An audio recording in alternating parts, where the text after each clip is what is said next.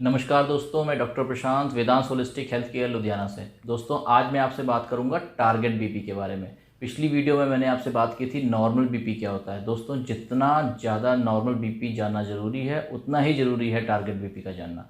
दोस्तों, target BP वो BP है जो आपको अपना मेंटेन करना है, वो है टारगेट बीपी।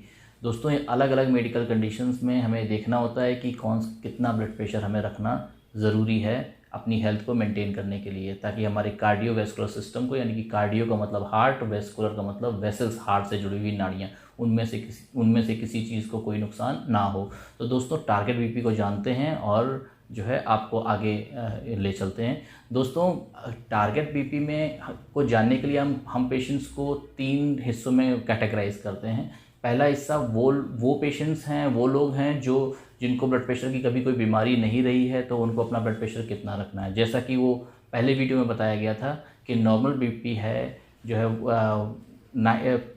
90/60 से लेकर 120/80 से बिलो, इससे नीचे, यानी कि जो रेंज आपकी आ गई वो 90/60 mmHg से लेकर 119 बाई आपका 79 mmHg तक, जो ये आपका नॉर्मल ब्लड प्रेशर है। उन लोगों के लिए जिन लोगों को ब्लड प्रेशर की कभी कोई परेशानी नहीं रही है, उनको अपना ब्लड प्रेशर इतना रखना है, चेक करते रहना है, और जब इससे आगे जाता है तो थोड़ा सा एहतियात बरतना है। दोस्तों, सेकंड जो कैटेगरी है, सेकंड कैटेगरी में वो पेशेंट्स हैं जिनको हाइपरटेंशन है, लेकिन हाइपरटेंशन का मतलब ब्लड प्रेशर है उनको, लेकिन और कोई बीमारी नहीं है।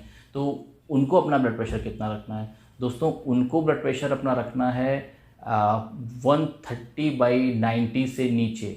ठीक है, तो ये हाइपरटेंशन वाले पेशेंट्स के लिए, अगर वो 120/80 से नीचे आता है बहुत अच्छी बात है, लेकिन उनका टारगेट होना चाहिए कि कम से कम 130/90 से उनका ब्लड प्रेशर नीचे रहे।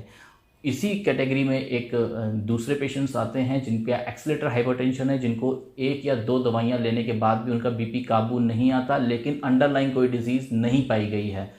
सारे उनके चेकअप, सारे उनके ब्लड रिपोर्ट्स नॉर्मल है, लेकिन बीपी 1 या 2 दवाइयों का कॉम्बिनेशन ऑफ मेडिसिन के साथ में कवर होता है। तो एक्सेलेटर हाइपरटेंशन है, उसमें हम 2 स्टेप में बीपी को कवर करते हैं। दोस्तों, मेडिसिन लेने के बाद में बीपी का पहला टारगेट होता है, पहला एक स्टेज होता है जहाँ पे हम बीपी को कोशिश करते हैं 140/90 तक लाने की। 140/90 तक लाने की पहली कोशिश होती है। इसके बाद जो है हम सेकंड टारगेट सेट करते हैं, जिसमें हम बीपी को 130/80 या फिर उससे नीचे रखने का प्रयास करते हैं। दोस्तों, यहाँ पे एक पेशेंट्स के साथ में चूक होती है। पेशेंट गलती करते हैं कि मेडिसिन लेने के बाद जैसे उनका ब्लड प्रेशर 140/90 आता है, वो खुश हो जाते हैं और इसके बाद वो सोचते हैं कि मैं बिल्कुल नॉर्मल हो गया। वो फिर इसके बाद अपना चेकअप नहीं कराते, डॉक्टर से दोबारा सलाह नहीं लेते और अपने नॉर्मल मान के बैठ जाते हैं। दोस्तों, ये कंडीशन भी हाइपरटेंसिव, पिछले वीडियो में आपको मैंने बताया था कि 140/90 कहीं से भी नॉर्मल बीपी नहीं है, ये हाइपरटेंसिव है, यानी कि ब्लड प्रेशर की बीमारी यहाँ पे डिटेक्ट होती है। 140/90 नॉर्मल बीपी नहीं है, हाइपरटेंशन में गिना गया है। तो दोस्तों, हम 140/90 अगर अपना ब्लड प्रेशर लेके आते हैं, ऐसे पेशेंट जिनको एक्सेलेटर हाइपरटेंशन है, तो उनको दोबारा फिर अपने डॉक्टर से साथ कंसल्ट करना चाहिए। डॉक्टर कुछ और नेसेसरी चेंजेस या अपनी एक सलाह आपको देंगे और आपको टारगेट बीपी तक लेके आएंगे, यानी कि 130/80 या फिर उससे नीचे। तो ये आपको मैंने बताया कि जिनको हाइपरटेंशन है लेकिन कोई अंडरलाइंग डिजीज़ नहीं है। अब तीसरी कैटेगरी आ गई जहाँ पे ब्लड प्रेशर की बीमारी तो आपको है ही, साथ में कोई और बीमारी लगी हुई है, जैसे कि कार्डियोवैस्कुलर डिजीज़ हो सकती है, यानी कि CAD हो सकती है, कार्डियक आर्टीरियल डिजीज़ हो सकती है, और आपको CKD यानी कि क्रॉनिक किडनी डिजीज़ हो सकती है। क्रॉनिक किडनी डिजीज़ के साथ में प्रोटीनूरिया, यानी कि पेशाब में प्रोटीन निकल रहा है, प्रोटीनूरिया की बीमारी हो सकती है। या फिर आपको ब्लड प्रेशर के साथ में डायबिटीज़ है, या फिर आपको ब्लड प्रेशर के साथ में diabetes plus chronic kidney disease है, या फिर आपको ब्लड प्रेशर के साथ में diabetes, chronic kidney disease, cardiovascular disease, एक कॉम्बिनेशन है। तो दोस्तों, ऐसे पेशेंट को जो है वो अपना ब्लड प्रेशर कितना रखना होता है? दोस्तों, ऐसे पेशेंट्स को अपना ब्लड प्रेशर रखना होता है बिलो 140/90, और फिर वो अप्रोच करेंगे 130/80। 130/80 को आप पकड़ के मत बैठिएगा, मैं आपको पहले ही बता रहा हूँ कि पिछली जितनी कैटेगरीज हैं वहाँ हमने बात किया है कि बिलो 130/80 ये कैटेगरी जो है, जहाँ पे आप आप ब्लड प्रेशर के साथ में कोई अंडरलाइन डिजीज़ आ रही है, वहाँ पे 130/80 चलेगा। ये आपका ब्लड प्रेशर अगर आप इतना मेंटेन करते हैं तो पहली कोशिश होगी कि 140/90, फिर इसके बाद 140/90 से नीचे लेके आना है और उसको 130/80 की करीब लेके जाना है, जिनको कॉम्बिनेशन जिनको और भी बीमारी अंडरलाइन डिजीज़ हैं ब्लड प्रेशर के साथ में। तो दोस्तों ये है target blood pressure. Target blood pressure इस वजह से इंपॉर्टेंट है क्योंकि हमें इसमें ये देखना होता है कि आपकी पैथोलॉजी के साथ में जो भी आपके अंदर बदलाव चल रहे हैं उसमें आपका जो आपका कार्डियोवैस्कुलर का आउटकम है उसको मेंटेन करना है।